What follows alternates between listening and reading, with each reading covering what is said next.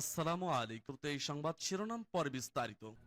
আপা আপনি গোপালগঞ্জে চলে আসেন, কোনো সমস্যা নাই, আমরা আছি আপনার সাথে। সবাই যাব ইউরোপ আমেরিকা থেকে সবাই আমরা গোপালগঞ্জে কথা শুনি ইনশাআল্লাহ স্বেচ্ছায় কারাবরণ করব দরকার হয়। জি আপা, হ্যাঁ জি আপা বলেন প্লিজ। ওই আগুন দিয়ে পোড়ানোর পরে যেটুকু অবশিষ্ট ছিল সেটা লুট করতে গেছিল, কাজে ওদের তো চোর, জি বড় চোর, বড় চোর, সুদখোর, সুদখোর। ঠক। জি আপা। আপা, আবার বিচার করবে আমাদের। আপা আচ্ছা আমি ওর বিচার করবে জনতা। ইয়েস ইয়েস জনতা তো করবে, আমরা নিজেরা করব আপা, নিজের হাতে করব। দৃষ্টান্তমূলক ফাঁসি চাই, যেটা জনগণ দেখবে ওই ফাঁসি চাই। যার যার বাড়ি ঘর পড়াইছে করছে, আপা দেশের থেকে সব গরিব মানুষ এখন গ্রামে যাচ্ছে, খাবার পাচ্ছে না, কিচ্ছু পাচ্ছে না, খুব কষ্টে আছে সাধারণ পাবলিক, খুবই খারাপ আপা। আমরা দোয়া করি আপনি তাড়াতাড়ি আসেন। বৃহত্তর নোয়াখালীর অবস্থা অনেক খারাপ আপা। সারা বাংলাদেশের অবস্থা খারাপ বানায় রাখছে ওরা আপা, সারা বাংলাদেশটাকে একটা বদ্ধ ভূমি বানায় রাখছে, যেখানে সেখানে হত্যা, মানে এমন কোন লোক নাই যারা এখন শান্তিতে আছে। সবাই একটা কথাই বলে যে আগেই ভালো ছিল, আগে সরকারি ভালো ছিল। আমরা ভুল করেছি আপা, এই কথা সবাই বলে। সবাই অনুতপ্ত আপা। আপনি বলেন জি আপা, প্লিজ প্লিজ বলেন আপা, প্লিজ। প্রত্যেকটা জায়গায় তো এইভাবে। এবং এখন আবার সে ওই আর একটা পদক্ষেপ নিচ্ছে, এদিকে প্রায় 80 জন প্লাস আরো 35 জন, সেই সাথে 300 লোক, তারা জেলা উপজেলা ইউনিয়নে সার্ভে করতে পাঠাচ্ছে। সবাইকে বলে দাও ওই সার্ভে করতে কারা যায়, কাদের নাম লিখছে, সেগুলো একটু আমরা করবো। Definitely you could get it. Yeah. আমরা চাই আপা আপনি সুস্থ থাকেন, আপনি সুস্থ থাকলে বাংলাদেশ সুস্থ থাকবে, বাংলাদেশ ভালো থাকবে। আপনাকে আবার আমরা ফিরিয়ে এনে বাংলাদেশকে আবার এগিয়ে নিয়ে যাওয়ার জন্য জয়ের মালা পরাবো আবার, আবার জয়ের মালা পরাবো। জয় বাংলা, জয় বঙ্গবন্ধু। জি আপা প্লিজ। আমরা তোমাদের যে দেশে আছো সেই দেশে স্যার ডেনমার্ক আমেরিকা সবাই এখানে আছে আপা, ডেনমার্ক আমেরিকা সবাই আছে আপা। আপনি এখন আমাদের কিছু নির্দেশনা দেন, আমরা প্রবাসী থেকে কি করতে পারি, এবং বাংলাদেশে আমাদের যে ফ্যামিলি আছে, আত্মীয় স্বজন আছে, আমাদের যে বিভিন্ন দলের নেতৃবৃন্দরা আছে, আমরা কিন্তু অর্থনৈতিক থেকে বিভিন্ন ভাবে সহযোগিতা করতেছি, যার যেভাবে পারি আমরা। বাকিটা আপা আপনি নির্দেশনা দেন, আপনার নির্দেশনার মতো আমরা কাজ করবো বাংলাদেশে এবং প্রবাসে। তোমাদের যেটা করতে হবে, একটা হচ্ছে তোমরা যে দেশে আছো সেই দেশের আইন কানুন মেনে ওখানকার যারা নির্বাচিত প্রতিনিধি বা সরকার বা যে বিভিন্ন মানবাধিকার সংস্থা, তারপরে 165 জন সাংবাদিকের চাকরি নাই, তাদের অ্যাক্রেডিটেশন কার্ড বাতিল করে দিছে। 106 জন সাংবাদিকের বিরুদ্ধে হত্যা মামলা দিছে এবং আমাদের কতজনকে গ্রেপ্তার করে জেলে ঢুকাইছে, মানবিত জীবন যাপন করছে। সাংস্কৃতিক কাজ করতে পারে না, ব্যান্ড শোনা, ব্যান্ড কোন অনুষ্ঠান করতে পারে না, পাকিস্তান থেকে ব্যান্ড শো এনে করায়, অথচ আমার দেশে ব্যান্ড শো যারা তারা এখন কাজ পায় না। এরা আবার এদের সাথেই ছিল, তারাও লাল রং লাগাইছিল, এখন আর তাদের পাত্তা নাই, কাজ পায় না। স্বীকৃতি কর্মকাণ্ড বন্ধ, সমস্ত সামাজিক নিরাপত্তার যত গরিব মানুষ আমরা বয়স্ক ভাতা, বিধবা ভাতা, মুক্তিযোদ্ধা ভাতা যা যা দিয়েছিলাম সেগুলি সব বন্ধ করে দিয়ে সেটাকে মেরে খেয়ে গেছে। এমনকি মানে সারা দেশটাকে একটা লুটের রাজত্ব, খুনের রাজত্ব সৃষ্টি করছে। এই বিষয়টাই যে মানবাধিকার লঙ্ঘন, সাংবাদিকদের উপরে নির্যাতন, সাংবাদিকদের অত্যাচার করা, মহিলা সাংবাদিকদের যেভাবে অপমান করছে, এই বিষয়গুলি জনমত তোমাদের তৈরি করতে পারে আন্তর্জাতিক পর্যায়ে। ইউনুসের যে বিভৎস চেহারাটা, ওইটাই আজকে মানুষের কাছে স্পষ্ট হয়ে গেছে। একটা রাষ্ট্র চালাতে সে টোটালি ব্যর্থ। এই জিনিসগুলি কি আপা? আপা আমি একটা বলি, ইউনুস সাহেব রাখছে 4টা টোকাই রাখছে, সাথে 4টা টোকাই রাখছে। আর আপনি চিন্তা করেন না বাংলাদেশে গৃহযুদ্ধ হবে তখন আপনাকে ডাকবে। তোমাদের করতে হবে ইউরোপিয়ান ইউনিয়নে, যেখানে তোমার ওখানকার পার্লামেন্টে যেখানে আছো, সব জায়গায় এই জনমত তৈরি করতে হবে। সন্ত্রাসের রাষ্ট্রে পরিণত করছে বা মানুষ খুন করছে, আজকে খুন করছে।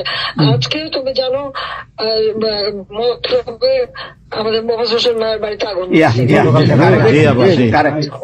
এইগুলি সে করে বেড়াচ্ছে এবং সমস্ত এই ইচ্ছা মতো। কাজে তোমরা এই বিষয়গুলি তোলো, আর আত্মীয় স্বজন বন্ধু বান্ধব পরিচিত জানাচ্ছে খুবই কষ্ট আছে, যাদেরকে সাহায্য করো। মামলা দিয়ে দিয়ে আমাদের নেতা কর্মীদের চরম হয়রানি করে যাচ্ছে।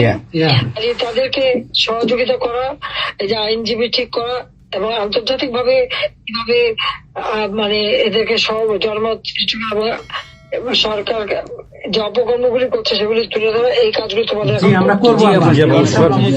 আপা একটা জিনিস একটু সন্দেহ লাগতেছে আপা, তাদের সাথে তোমরা থাকবা, কাজ করবা, আর দেশের ভিতরে মানুষকে যে এই সরকারকে না তাহলে দেশের মানুষের মুক্তি দেয় করবে। হ্যাঁ আপা, আমি একটু একটা কথা বলতে চাই। একটা জিনিস একটু সন্দেহ লাগতেছে যে পাকিস্তান থেকে যে শিপের মধ্যে কতগুলি কন্টেইনার আসলো, এইটা কেন এবং এত দ্রুত ওরা কিভাবে পাকিস্তানের সঙ্গে ব্যবসায়িক সম্পর্কটা গড়লো? কারণ এইটা তো কোনোদিন ছিল না বাংলাদেশে, 71-এর পরে এটা হয় নাই আপা। এখন এইটা নিয়ে আমাদের আপনি তো অবশ্যই আপনি অনেক কিছু অবগত আছেন, এটা আমাদের জানার প্রয়োজন। এই তথ্যটা আমাদের বের করা উচিত যে কোনো ভাবে, গোয়েন্দা বলেন, যে কোনো ভাবে আমাদের তো কিছু না কিছু আছে, এদের মাধ্যমে এই জিনিসটা আমাদের খুবই দ্রুত বের করা উচিত। এরা কি মনে করতেছে, মনে হয় সম্ভবত ভয় পাইতেছে যে আমরা হয়তো দেশে একটা অরাজকতা সৃষ্টি করুম, ওরা একটা গৃহযুদ্ধের প্রস্তুতি নিতেছে, অস্ত্র আমার কাছে সন্দেহ। ওইখানে দুইজন যে মাল ডেলিভারি করে ওই জায়গাতে কন্টেনারের ওইখানে 2টা লোকের চাকরি চলে গেছে।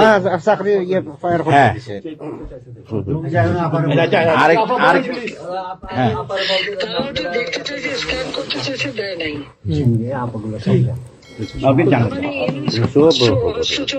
সাথে জড়িত।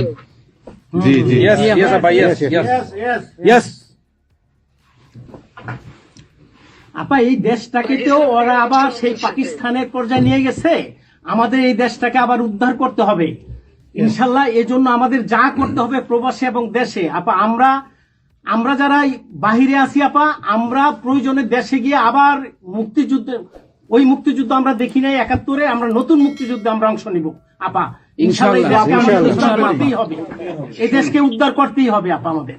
একটা শুনি। জি আপা বলেন। আচ্ছা আপা, আমরা শেষ করবেন।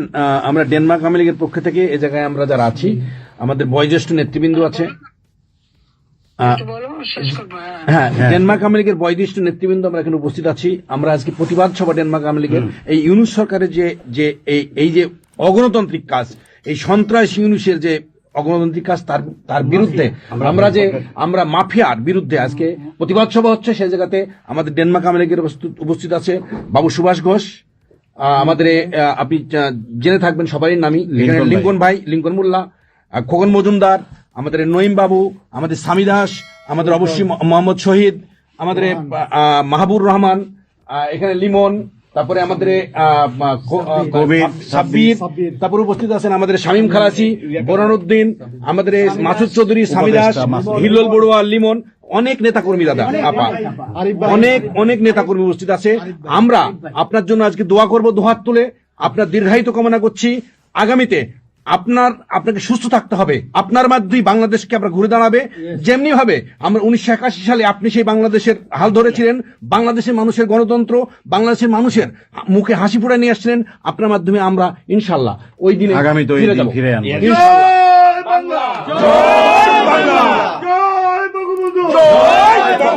শেখ হাসিনার সরকার বারবার দরকার, বারবার দরকার। শেখ হাসিনার সরকার, শেখ হাসিনার ভয় নাই, রাজপথ হারি নাই, রাজপথ হারি নাই। শেখ হাসিনার ভয় নাই, শেখ হাসিনার সরকার বারবার দরকার, শেখ হাসিনার সরকার বারবার দরকার।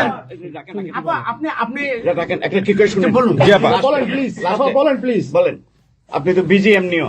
জি হ্যাঁ আপা, আরেকটা জিনিস আমি জিজ্ঞেস করি আপনাকে, এত বড় একটা ঘটনা আপা আমাদের উপর ঘটে গেল, আপা আমার আমাদের গোয়েন্দারা কি করছে আপা? এই প্রশ্নের অ্যান্সার আবার দিয়েন না। আমাদের সাংগঠনিক অ্যান্সার যেটা হয়েছে, আমরা যেহেতু রেকর্ড করেছি এই অনুষ্ঠানটা, সেই এই পর্যন্তই থাক, আমাদের মনে বলে ভালো। এই পর্যন্ত আমরা শেষ করছি। আপনাকে আবার ধন্যবাদ, আপনার জন্য দোয়া করছি, আপনার দীর্ঘায়িত কামনা করছি আপা। আপা আপনি শেষ করুন, সাংগঠনিক নির্দেশনা দেন, আপনি শেষ করুন আপা, তারপরে আমরা শেষ। জি আপা, আমরা শেষ করছি। হ্যাঁ, রেকর্ডিং বন্ধ। ধন্যবাদ। রেকর্ডিং বন্ধ করুন, সব রেকর্ডিং বন্ধ করুন, সবাই রেকর্ডিং বন্ধ করুন, সবাই বন্ধ করুন। হ্যাঁ, এই রেকর্ডিং বন্ধ করুন, রেকর্ডিং বন্ধ করেন, রেকর্ডিং বন্ধ করেন, রেকর্ডিং বন্ধ করেন, এই রেকর্ডিং করবেন।